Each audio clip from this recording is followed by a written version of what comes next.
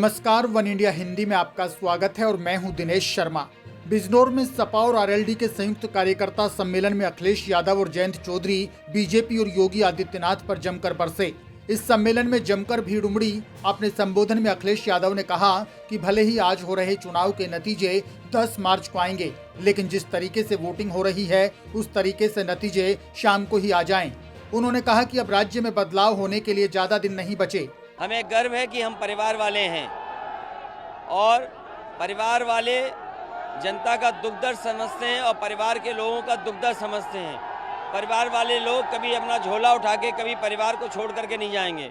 परिवार वाले बेरोजगारी की संकट को जानते हैं, परिवार वाले महंगाई को समझते हैं, परिवार वाले लोग जिस तरीके का अन्याय हो रहा है वो समझते हैं। इसलिए भारतीय जनता पार्टी इस तरह के आरोप न लगाए।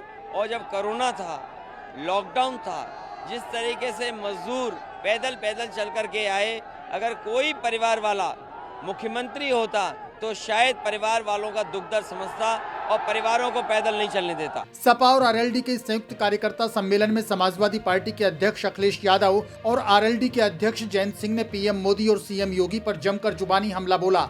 अखिलेश यादव ने कहा कि डबल इंजन की सरकार में डबल भ्रष्टाचार हुआ।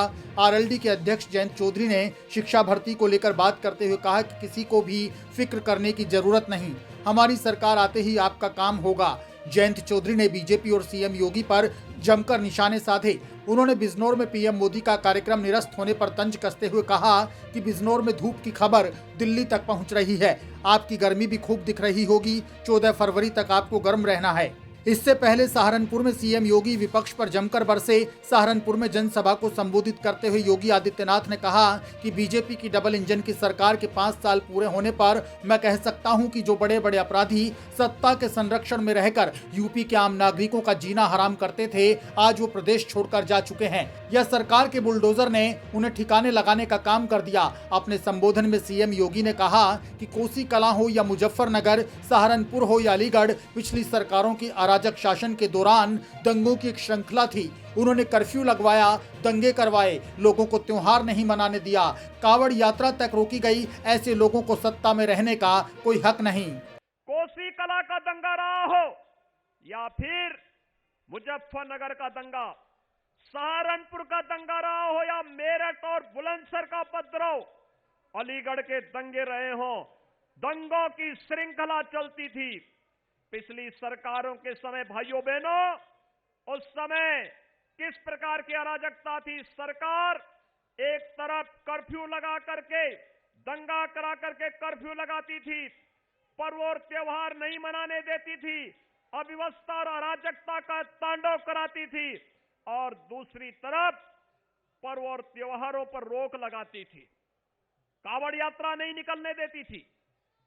हमने कर्फ्यू को हटाया, लेकिन भाइयों बहनों, कावड़ यात्रा को भी हमारी सरकार ने ही प्रारंभ किया। गौरतलब है कि आज पश्चिमी यूपी के 58 विधानसभा सीटों पर वोट डाले गए हैं। इनमें से 30 से ज्यादा सीटों पर जयंत चौधरी के समर्थकों का खासा असर है। ये इलाका किसान आंदोलन का गढ़ रहा था। किसान नेता राकेश टिकैत ने भी यहाँ बीजेपी को सजा देने के लिए अभियान चलाया है। ऐसे में यूपी में इस बार का मुकाबला बेहद दिलचस्प है। अभी 6 फेज में चुनाव होना बाकी है और नतीजे 10 मार्च को आएंगे। इस खबर में फिलहाल के लिए इतना ही। ताजा अपडेट्स के लिए आप बने रहिए वन इंडिया हिंदी के साथ।